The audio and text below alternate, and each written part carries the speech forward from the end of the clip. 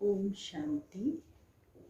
आज हम मातेश्वरी जी की पुण्य स्मृति दिवस पर क्लास में जगदम्बा सरस्वती जी के मधुर महावाक्य आपको सुना रहे हैं। 24 तारीख की वाणी है और इस रिवाइज कोर्स है 27/6/64। आप सब मातेश्वरी जी के पुस्तकों में पढ़ते ही रहते होंगे उनका जीवन परिचय, उनके क्या क्या कार्य रहे, कैसी उनकी विशेषताएं थी, और हम आपको रोज़ एक न एक विशेषता मातेश्वरी जी की सुना ही रहे हैं। तो पहले हम आज आपको मुरली सुनाने से पहले उनका परिचय देना चाहूँगी। मम्मा का जन्म अमृतसर 1919 में हुआ। माता का नाम था रोचा, पिताजी का नाम था पोकर दास, जिनका बिजनेस था सोने चांदी का तथा देसी घी का, और साथ साथ उनका बिजनेस सोलन, श्रीलंका, मद्रास, बॉम्बे में था। और मातेश्वरी के बचपन का नाम था राधिका। स्कूल में वो पढ़ती थी वहाँ के अमृतसर के कुंदनमल मॉडर्न स्कूल। अमृतसर से फिर हैदराबाद चले गए थे, तो हैदराबाद के अंदर स्कूल में पढ़ते थे। और उसी स्कूल में और क्लास में दादी प्रकाशमणि जी उनकी सहपाठी थी, और उनको शौक था मम्मा को सजने संवरने का, फैशनेबल ड्रेस का और डांस का, गीत संगीत का, बजाने का। मम्मा वीणा बजाती थी, सितार की प्रैक्टिस करती थी और बहुत अच्छा गाती थी, इसीलिए उन्होंने संगीत ले रखा था। उन्होंने 10वीं तक पढ़ाई की थी 1936 में। फिर उनका फेवरेट गीत था, बच्चों का और बड़ों का कोई न कोई गीत तो होता ही है, तो फेवरेट गीत था उनका ट्विंकल ट्विंकल लिटिल स्टार। और उनकी बहन थी शांतामणि दादी, मौसी की लड़की थी। बड़ी बहन का नाम पार्वती था, छोटी बहन का नाम गोपी था, भाभी का नाम रूपवंती था, और मौसी जी जो थी उनकी वो ध्यानी दादी जी थी, जो बहुत ध्यान में जाती थी, साक्षात्कार करती थी और साक्षात्कार में बहुत नई नई बातें देखती थी, वो भी ज्ञान में चलती थी। और यज्ञ में वो कब आई? 17 वर्ष की आयु में। ओम की ध्वनि लगती थी। पहले पहले जब ओम मंडली की स्थापना हुई तो ओम की ध्वनि लगती थी। उसी कारण से उनका नाम ओम राधे पड़ गया। और अनुराधे सरस्वती जगदम्बा बन गई। ओम राधे से अनुराधे सरस्वती जगदम्बा बन गई। और साथ में उनके रहने वाली दादी का नाम था जमुना दादी। वे भ्रमण कर चुकी हैं भारतवर्ष का, जिसमें भारतूर, अमृतसर, पटियाला, बटाला, कानपुर, दिल्ली, बम्बई, कलकत्ता आदि अनेक स्थानों पर मम्मा का जाना हुआ। और इसके साथ साथ मम्मा ने इस वैल्यूएबल शरीर को 24 जून को छोड़ा, और 23 तारीख को मम्मा ने सभी बच्चों को, उस समय पांडव भवन में पहला अंगूर हुआ था, तो अंगूर जो है अपने हाथों से सब बच्चों को टोली के रूप में दिया। और फिर शाम के 4 बजे उन्होंने 24 तारीख को शरीर छोड़ा। मम्मा का जीवन परिचय तो बहुत सिंपल है, लेकिन मम्मा का पुरुषार्थ बहुत पावरफुल था और ऐसा पुरुषार्थ किया मम्मा ने जो आज वो जगदम्बा सरस्वती के नाम से जानी जाती हैं। आइए हम सब मम्मा की महावाक्य सुनते हैं। गीत बजा है छोड़ भी दे जग से नाता। अगर हम जग से नाते ही छोड़ दें तो फिर जग काहे के लिए है, विश्व काहे के लिए है। अगर जग से नाता छोड़ देंगे तो हमारा कोई भी संबंध नहीं रहेगा। अगर नाते ही तोड़ने की बात है तो फिर यह संबंध बनाया ही क्यों। पति पत्नी, बाप बेटा, राजा प्रजा आदि आदि अनेका अनेक जो संबंध हैं, यह सब भगवान ने रचे हैं, ऐसे कहते हैं ना। तो जब भगवान ने रचे हैं तो फिर क्यों कहते हैं छोड़ो। या फिर यह गीत ही रॉन्ग है। भगवान ने कौन सा जग रचा। जग कहो, दुनिया कहो, जो भगवान ने रची वह ऐसी दुनिया थोड़ी ही रची। भगवान ने कौन सी दुनिया रची। भगवान ने ये दुनिया नहीं रची जो छोड़नी पड़े। अभी के जो संबंध हैं वह नहीं रचे। अभी इस जग में देखो तुम्हारे नाते कैसे हो गए हैं। कर्मों के कारण तमो प्रधानता में आते आते क्या हो गए हैं। कर्मों के बंधन एक दो को काटते रहते हैं। सभी नाते इस कर्म के हिसाब में तमो प्रधानता में आकर के एक दो को दुख देते और लेते रहते हैं। भगवान खुद कहते हैं, मैंने तो तुम्हारे यह दुख के संबंध नहीं बनाए हैं। मैंने जो तुम्हारा संबंध जोड़ा था वह बंधन नहीं था। मैंने तुम्हारा श्रेष्ठ संबंध जोड़ा था। उसी संबंध में तुम सदा सुखी थे। तुम्हारे सब नाते बहुत स्वच्छ थे। इसीलिए याद करते हो ना, राम राजा राम प्रजा राम साहूकार है। बसे नगरी जिए दाता धर्म का उपकार है। उसको कहते थे गृहस्थ धर्म। धर्म पति धर्म पत्नी धर्म के नाम से है ना, परंतु अभी तो वह धर्म का संबंध नहीं है। प्रैक्टिकल वह जीवन नहीं रही है। इसीलिए बाबा कहते हैं, यह जो तुमने अपना जग बना दिया है, उस जग के जो नाते हैं वह बिगड़ गए हैं। मैंने जो जगत बनाया था उसमें तुम्हारे नाते कितने अच्छे थे, कितने प्रिय थे, कितना एक दो को सुख देने वाले थे। संबंध कितने सुखमय थे। आपस में प्रेम से व्यवहार करते थे, शांति से व्यवहार करते थे।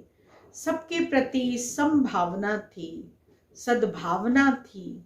तो इसीलिए वो जग कितना सुंदर मैंने तुम्हारे लिए बनाया था। नाते तो जरूर थे, ऐसे नहीं भगवान ने नाते नहीं रचे। नाते तो थे, लेकिन वह नाते कर्म के बंधन के बिना थे। कर्म का बंधन नहीं था उन नातों में। आज जो नाते हैं उनमें कर्म का बंधन है और वो चुकतू करना पड़ता है। वहां कर्म का बंधन नहीं था। इसीलिए उन्हों को कहा जाता था जीवन मुक्त। जीवन में इस कर्म के बंधन से मुक्त थे, इसीलिए उनको कहते थे जीवन मुक्त। अभी तुम्हारे नाते जीवन बंध के बन गए हैं। अभी तुम्हारे नाते क्या हो गए, जीवन बंद।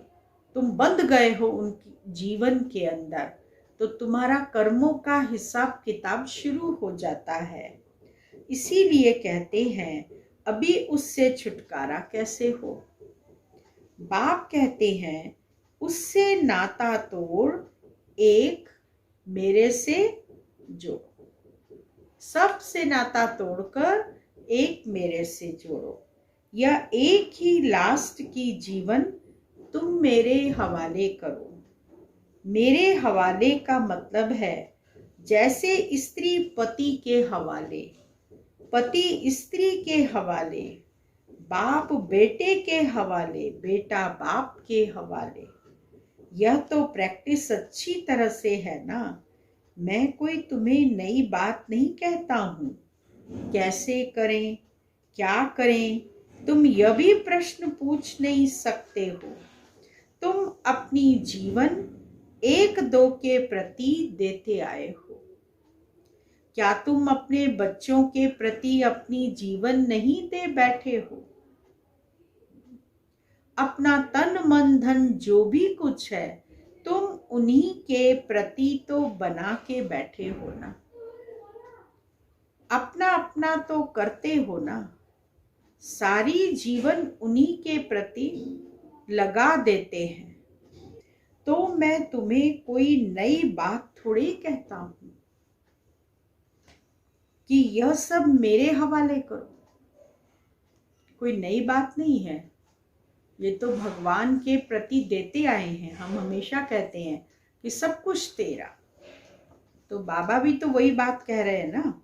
जैसे अभी तक एक दो में करते आए हो, ऐसे अभी कहता हूं तुम मेरे बनो। फिर मेरा बन करके उसे ट्रस्टी बन संभालो। तुम भक्ति मार्ग में भी कहते आए हो भगवान यह सब तेरा है, तेरा, परंतु तेरा किया नहीं। सब कुछ तेरा, क्या लागे मेरा। लेकिन उल्टा क्या करते हैं, सब कुछ मेरा, क्या लागे तेरा। भगवान का क्या लागे, सब कुछ तो मेरा है। सिर्फ ऐसे ही कहा कि तेरा, तेरा भी मेरा, मेरा भी मेरा। ऐसे ही सब करते थे। लेकिन अब वह ठगी तो नहीं चलेगी ना। तेरा भी मेरा तो मेरा भी मेरा नहीं। अब यह तेरा मेरा खत्म करना पड़ेगा। अब इसको खत्म करना है। अभी मैं तेरा तो उसमें सब आ गया। मैं तेरा तो सब कुछ तेरा, मेरा कुछ भी नहीं है। तो इसके अंदर सब बातें आ जाती हैं। बस मैं तेरा। सिर्फ ये संकल्प आना चाहिए कि बाबा मैं तेरा हूं। बाकी ऐसे थोड़ी है कि उनका भी मेरा, अपना भी मेरा। ऐसी ठगी करने का क्या फायदा।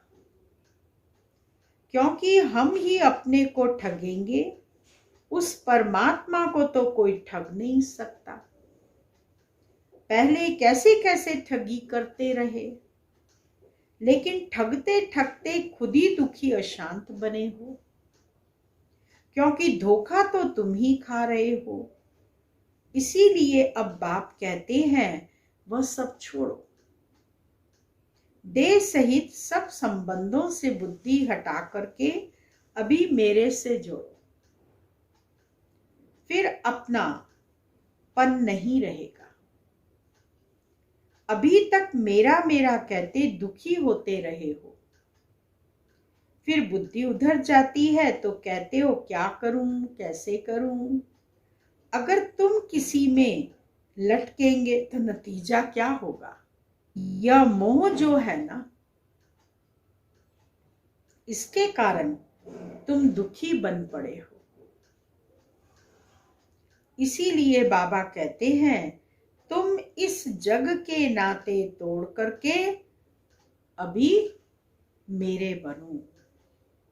जगत से नाता तोड़ दो और तुम मेरे बनो।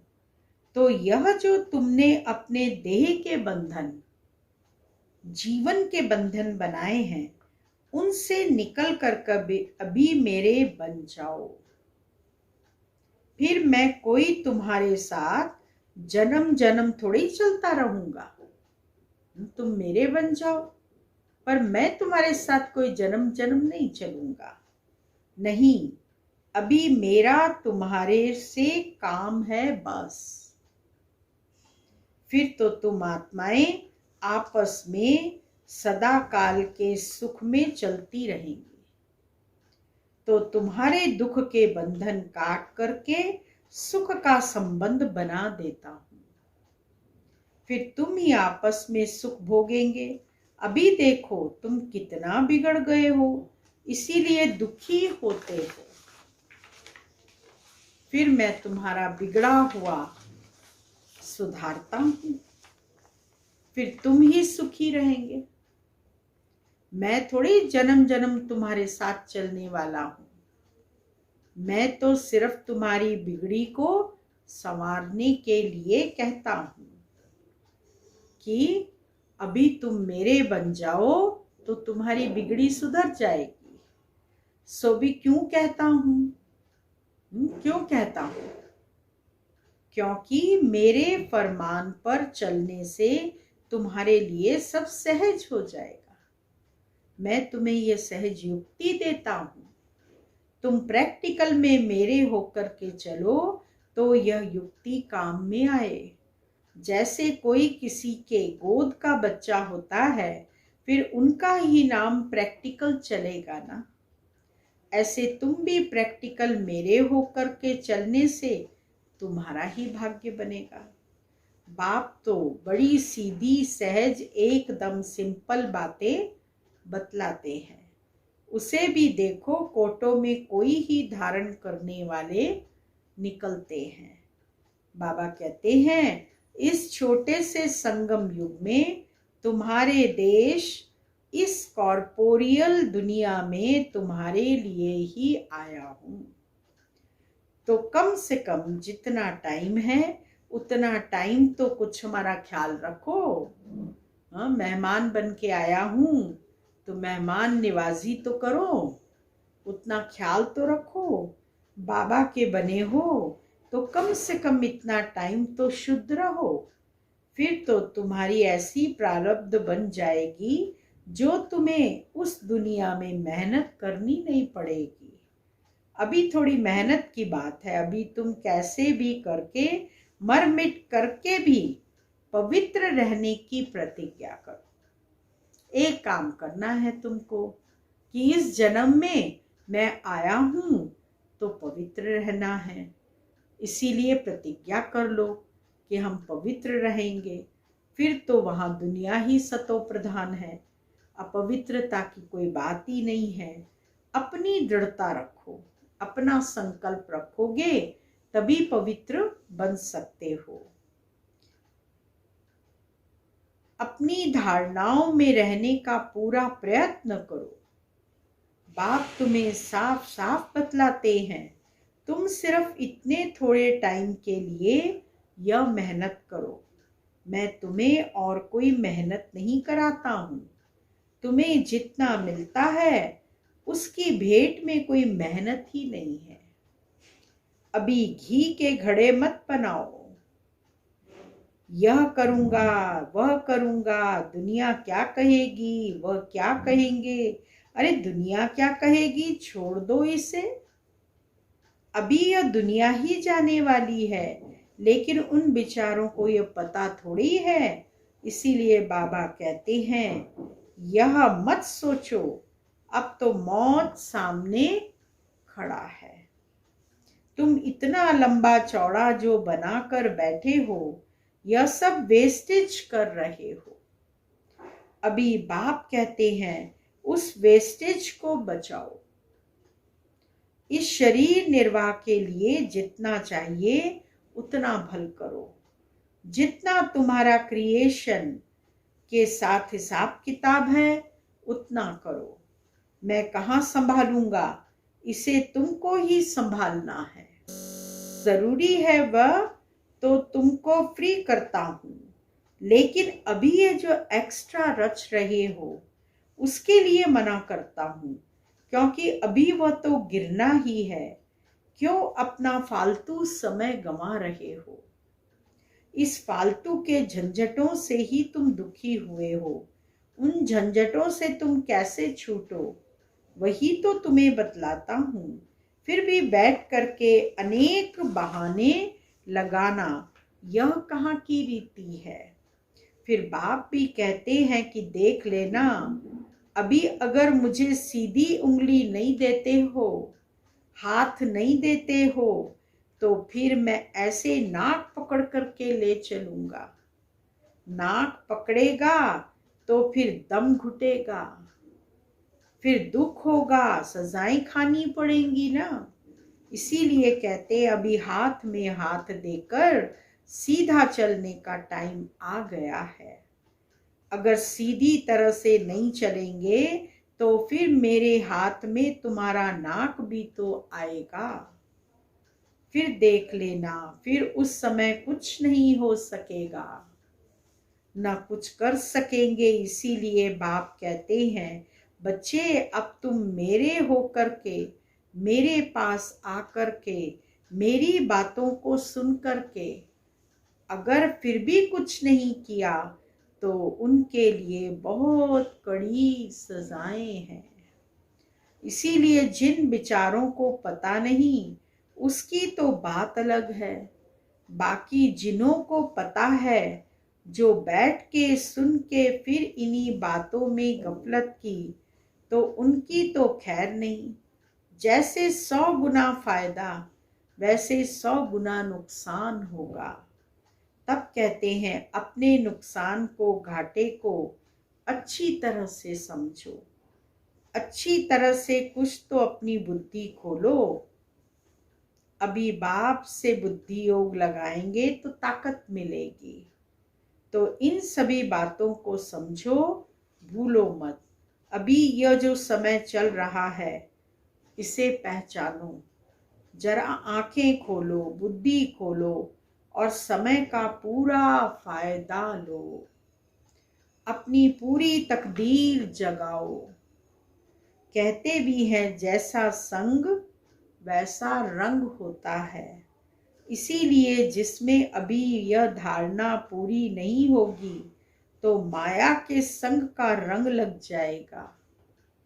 तब तो कहते हैं hear no evil, see no evil, talk no evil.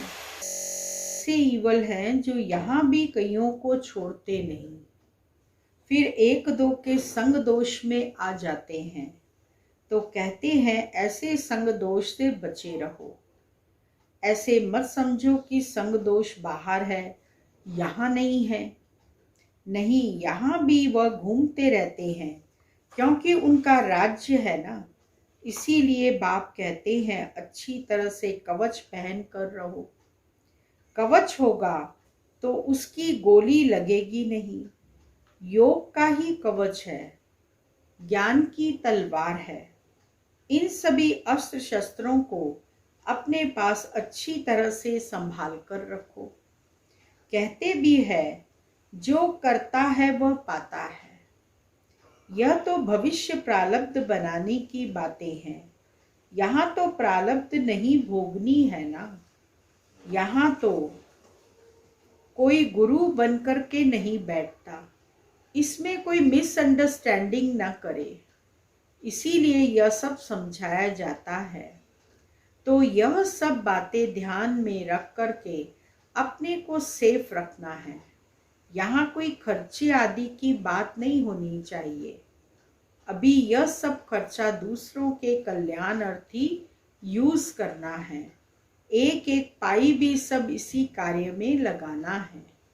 अच्छा, चढ़ती कला में जाना है तो अपने जीवन की सारी जवाबदारी उनके हाथ में समर्पण कर दो।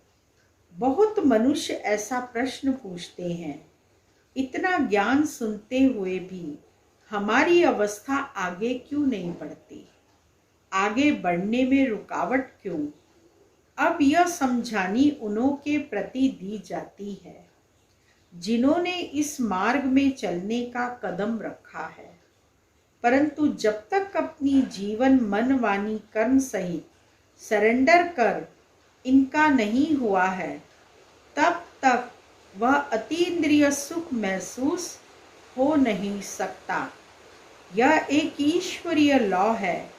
जब उनका सहारा मिला है तो दिल से उनके आगे जीवन अर्पण कर देती हैं, अर्थात पूरा वारिसपन वर्षा लेना है। तो इस नशे में रहने से उस अवस्था में उल्लास भर जाता है और फिर ज्ञान की धारणा होने से औरों को आप समान बनाने की ताकत आएगी।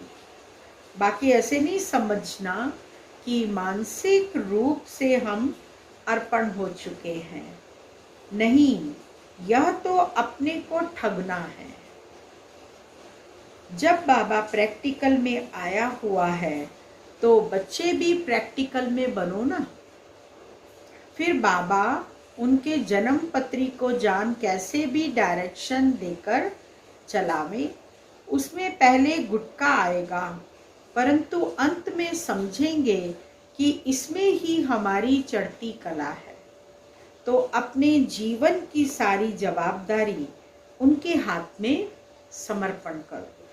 संपूर्ण रूप से परमात्मा के आगे सरेंडर हो जाओ, समर्पण हो जाओ। तन मन धन सब कुछ तेरा, जैसा वो चलाएगा वैसे हम चलेंगे। बाकी गुरु पिछाड़ी गुरु बन कोई उनकी गद्दी पर नहीं बैठता है। अब इन सभी बातों को बुद्धि में रखो, तभी अवस्था ऊंची जा सकती है।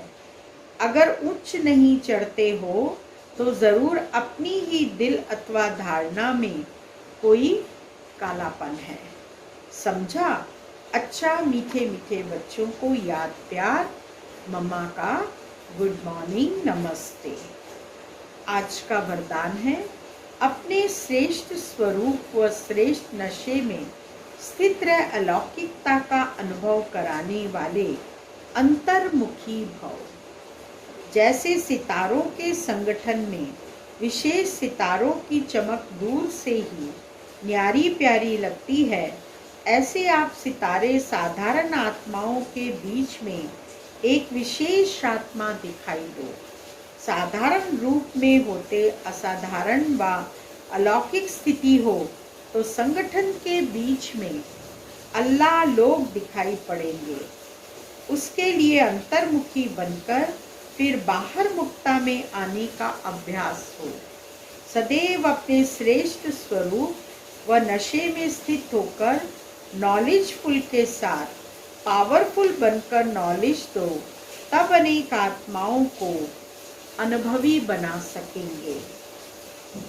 स्लोगन है, रावण की जायदाद साथ में रख ली तो दिल में दिलाराम ठहर नहीं सकता। ओम शांति। आज का पॉइंट है मम्मा का। मम्मा सदा एकांत में रहती थी। रोज 2 बजे उठकर सवेरे बाबा की यादों में एकांत में चली जाती थी। वह सदा एक की लगन में मगन रहती। उनके 2 स्लोगन सदा याद रहे। हर घड़ी अंतिम घड़ी है पहला, दूसरा हुक्मी हुक्म चला रहा है।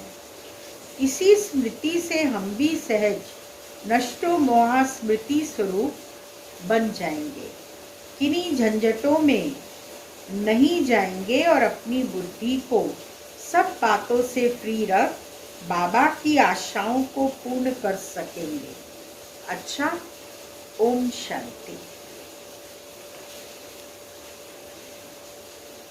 आज का मनसादारा शक्तियों का जो दान का अभ्यास चल रहा है, उसमें आज का पॉइंट है, जितना अभी तन मन धन और समय लगाते हो, उसमें मनसा शक्तियों द्वारा सेवा करने से बहुत थोड़े समय में सफलता ज़्यादा मिलेगी। अभी जो अपने प्रति कभी कभी मेहनत करनी पड़ती है, अपनी नेचर को परिवर्तन करने की व संगठन में चलने की व सेवा में सफलता कभी कम देख दिल शिकस्त होने की, यह सब समाप्त हो जाएगी। ओम